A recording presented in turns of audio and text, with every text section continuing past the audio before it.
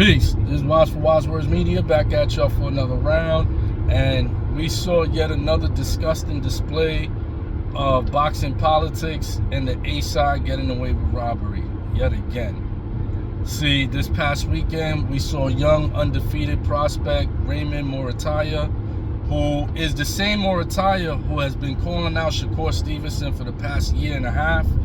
He actually threw his name in the hat to be the main event feature in Shakur Stevenson's fight last week in Newark. He wanted that fight, and he's been looking for the Shakur Stevenson fight for a while. And he took on a very crafty veteran from Philly by the name of Tevin Farmer. Tevin Farmer, from the past generation, has been one of my favorite fighters. Going back like 10 years ago. He was one of my favorite fighters. He never really got that big victory, that big break, but he's a slick. If you like boxing, he comes from the Pernell Whitaker school of boxing. He comes straight from Pernell Whitaker's tree. He is a southpaw that keeps his shoulder in the middle of your midline, and he hides that left hand.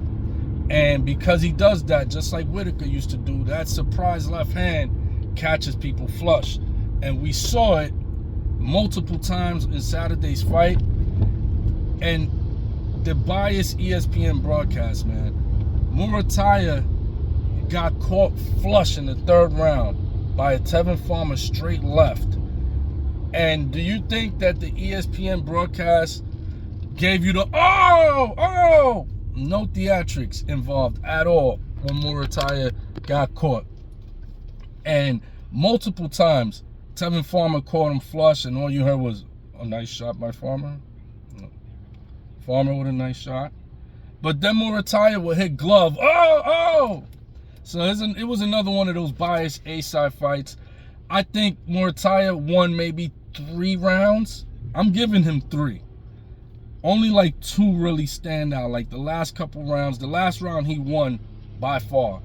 Because he rocked. That was the only time he rocked Tevin Farmer. That was the cleanest punch he had on Farmer the whole night. Was in the 12th round.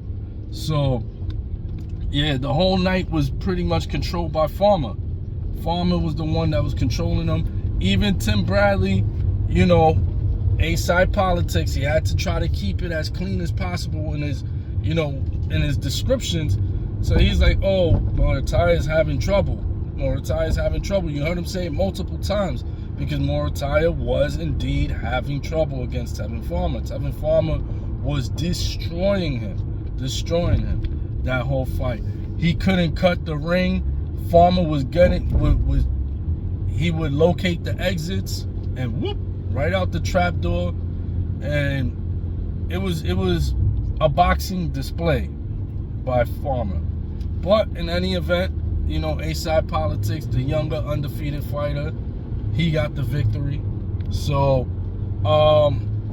Muratalla remains undefeated, and now we will have to see what happens next, as he will take on, most likely he wants Baranchyk, who is one of the 4 champions in the lightweight division.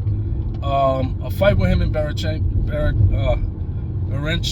will be a very good fight. Baranchyk, he pulled the upset to win the title in his most recent fight. So Baranchyk he's a Ukrainian fighter. These Ukrainian fighters, they come with, similar to like the Cubans, they have a school system. And that school system, it's like, they have a certain approach to the boxing game, and they stick to it, and you see it works, man. It works. It's a beautiful system. Standout Ukrainian boxers, you don't even have to go too far. You got Lomachenko, you got undisputed, 2-time undisputed champion Alexander Usyk. So their boxing system is highly effective, and Baranchyk is one of the latest examples, as he is a lightweight champion. Muratalla said he wants to fight him, so most likely I think that fight will happen next. Even though he's still has mentioned Shakur's name and wants the Shakur fight. But I think if Muratalla brings a title to that fight with Shakur, that'll make it a more appealing fight. So that's what I think is going to happen next. Muratalla for the lightweight title. I'm Watch for Wise Words Media. Peace.